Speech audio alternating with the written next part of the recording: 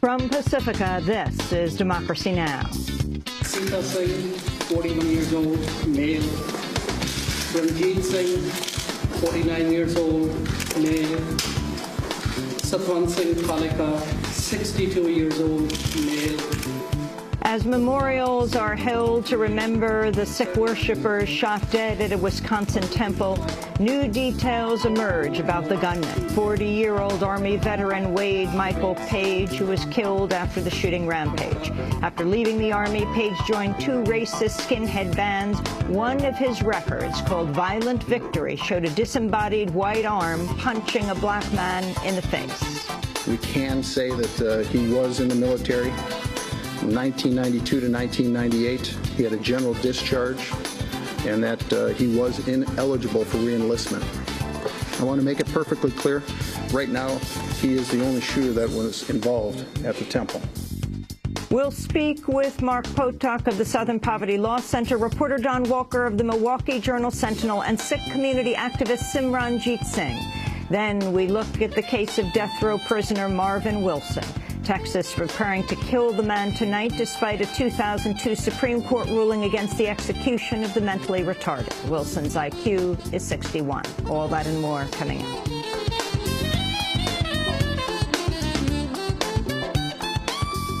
Welcome to Democracy Now!, democracynow.org, The War and Peace Report. I'm Amy Goodman. Wisconsin police have identified the shooter who killed 6 worshippers at the Oak Creek Sikh Temple on Sunday and critically wounded 3 others before being shot dead. The gunman was Wade Michael Page, a white 40-year-old U.S. Army veteran with links to white supremacist groups. Page served as a soldier in the Army from 1992 to 1998 when he was discharged for patterns of misconduct. On Monday, the Southern Poverty Law Center described Page as a, quote, frustrated neo-Nazi who'd been the leader of a racist white power band. At the White House, President Obama called for a national soul-searching in the shooting's aftermath. I think all of us recognize that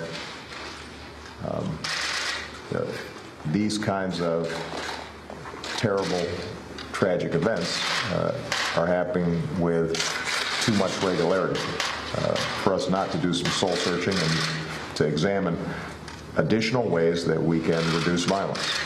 And as I've already said, I think there are a lot of elements involved in it, and what I want to do is to bring together law enforcement, community leaders, faith leaders, elected officials at every level to see how we can make continued progress. We'll speak with the Southern Poverty Law Center as well as go out to Milwaukee, talk about the Sikh temple shootings after headlines. A series of explosions at the Chevron oil refinery in Richmond, California, has set off massive fires and a health scare for the surrounding communities. The blasts erupted early Monday evening, sparking blazing fires that sent large plumes of smoke into the sky.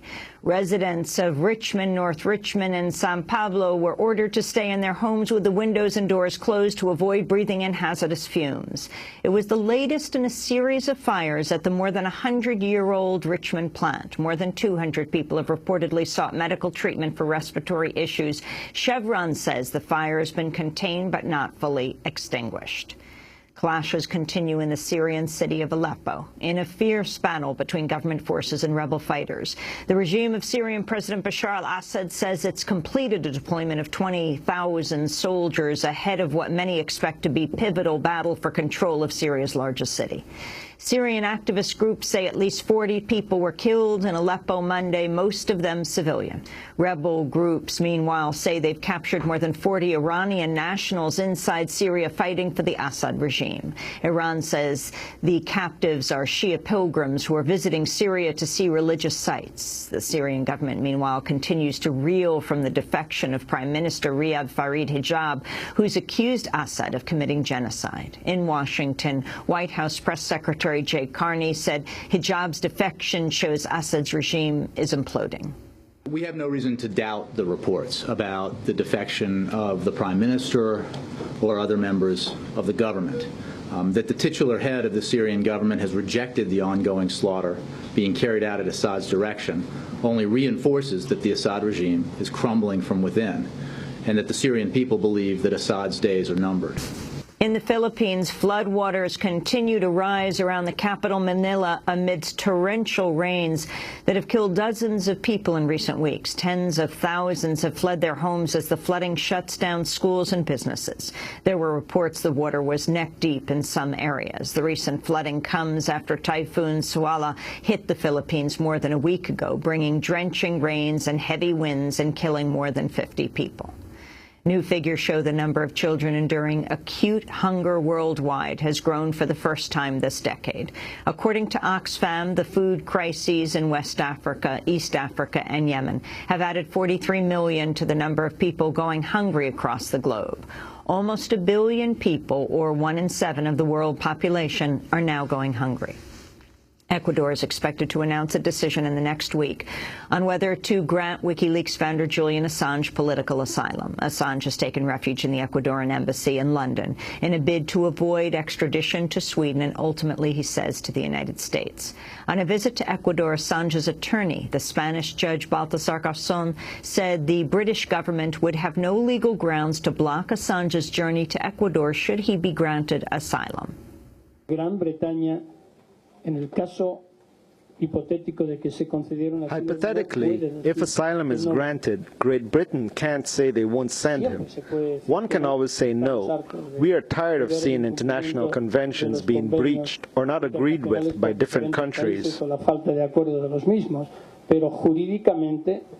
But legally, they can't do it because Ecuador is a sovereign state, a free, democratic state, exactly like the U.S., nothing more, nothing less.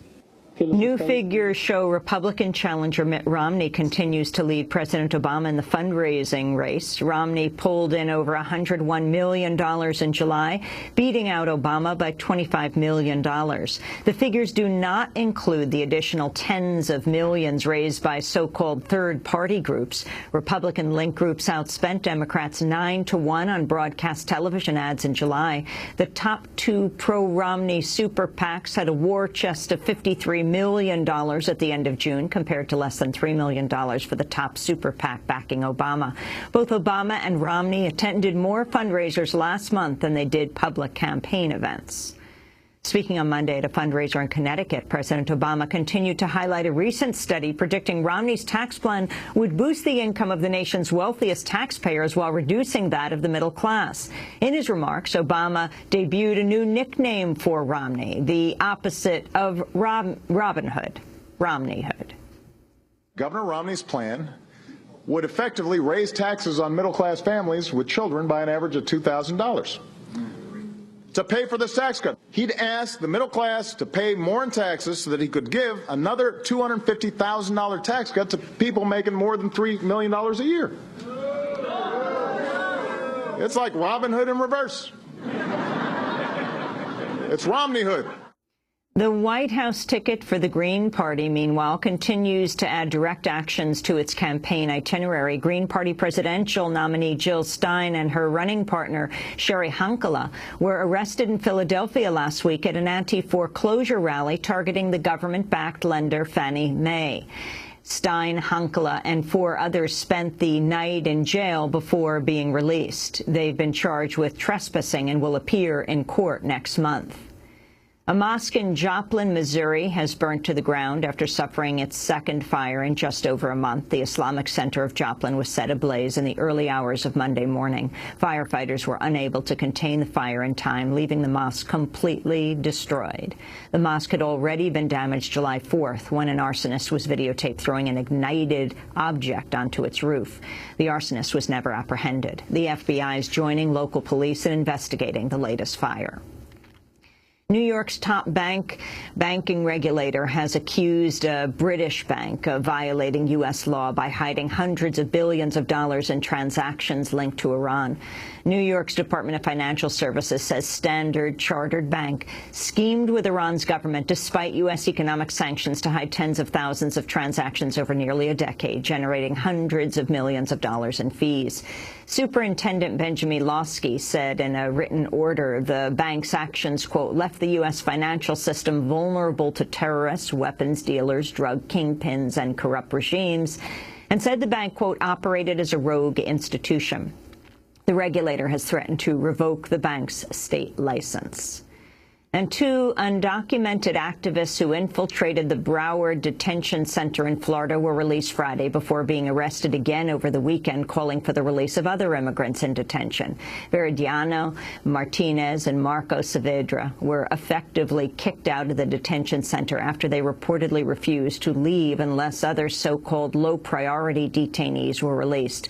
The pair were later arrested along with 2 other activists at a protest action Sunday, calling for the release of dozens of immigrants they say are eligible for release under the Obama administration's discretionary guidelines. At least one of the activists was later released. Among those detained at the Broward facility is Claudio Rojas, a father of 2 with no criminal record who was detained in February and has been on a hunger strike for more than 2 weeks. Activists said more than 500 detainees inside the facility also went on hunger strike Saturday. Meanwhile, the Obama administration says forms will be available August 15th for young people who meet certain criteria to apply for deferred action to avoid deportation under the administration's new policy. To hear our exclusive interview from detention with activist Veridiana Martinez, you can go to our website, democracynow.org. And those are some of the headlines. This is Democracy Now!, democracynow.org, The War and Peace Report. I'm Amy Goodman. We begin